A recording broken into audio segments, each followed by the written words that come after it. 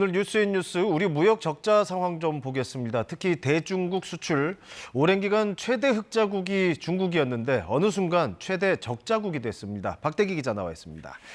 박 기자, 이 관련해서 나오는 수치들을 보면 지금 중국과 무역이 아주 심각한 상황이에요. 네, 그렇습니다.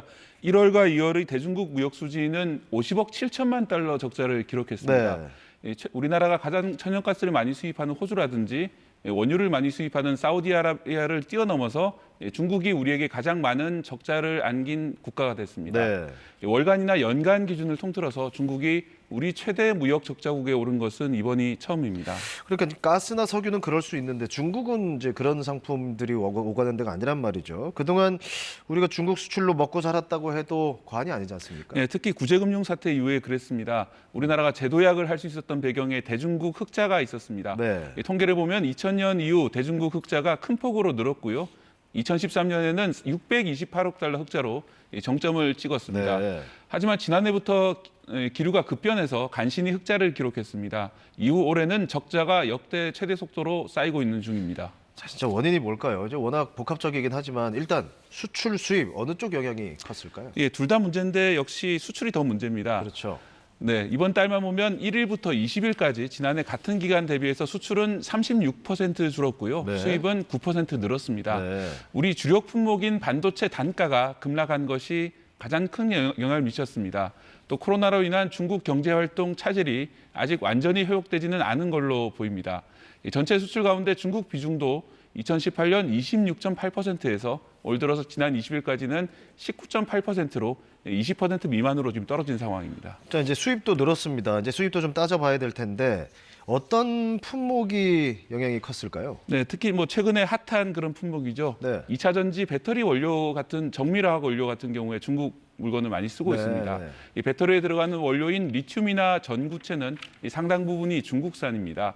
이 대중국 적자를 기록한 품목별로 보면 이 정밀화학 원료와 건전지, 축전지가 많습니다. 네. 2차 전지 원료를 비롯해서 우리가 제조하는 주요 소재와 부품, 중국에 의존하고 있다는 사실이 드러나고 있는 것입니다. 예전에는 우리나라의 화학 원료라든지 디스플레이, 반도체를 중국이 사가서 최종 제품을 만들어서 중국이 수출하는 식이었는데요. 이제는 중국이 첨단 원료를 잘 만들게 되면서 네. 우리 쪽으로부터의 수입은 준 반면에 중국산을 한국으로 수입하는 일이 늘어나는 겁니다. 이 같은 변화는 산업 공급망의 커다란 변화이기 때문에 단기간에 크게 개선하기는 힘들다, 이런 우려점도 나오고 있습니다. 그러니까 그래서 이제 한때 이제 동남아 시장이라든가 이제 수출 시장 다각화 뭐 이런 얘기도 많이 있었지 않습니까? 네. 근데 이제 그것도 역시 단기간 해법이 될 수는 없고 일단 당장 뭔가 좀 좋아져야 되는데 나아질 기미가 사실 보이지는 않는 거죠. 네, 그렇습니다. 일단 내리기만 하는 반도체 가격 같은 경우에는 올해 중에는 반등이 할 거다, 이런 분석도 나오고 있고요. 네. 또 중국의 내수 부진도 점차 해소되는 그런 기미가 보이고 있습니다. 다만 올해 전체로도 우리 무역은 지난해에 이어서 대규모 적자를 피하기 어렵다는 전망이 나오고 있습니다. 네. 지난해 우리 무역 수지 적자가 478억 달러로 역대 최대를 기록했습니다. 무역협회는 지금의 추세로 수출 부진이 계속해서 이어진다면은 최대 410억 달러 적자를 올해도 기록할 것으로 전망하고 있습니다. 네. 이미 올 들어 지난 20일까지 240억 달러 적자를 기록하고 있는 상황이기 때문에 이런 전망의 반 이상을 채운 상황입니다.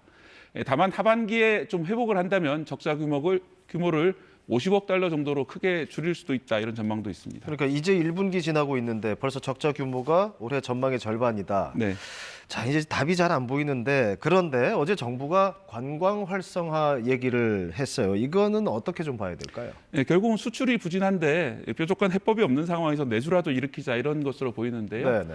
코로나19 이후에 세계적으로 관광이 회복 추세이기 때문에 지금 시점에서 해볼 만한 시도로 보입니다. 특히 외국인 관광객이 늘어난다면 경상수지를 유지하는 데도 큰 도움이 될 겁니다. 그렇죠. 다만 지금의 추세는 오히려 해외 관광지로 우리나라 사람들이 많이 떠나는 추세입니다. 이 관광 수지도 적자폭이 커지고 있고요.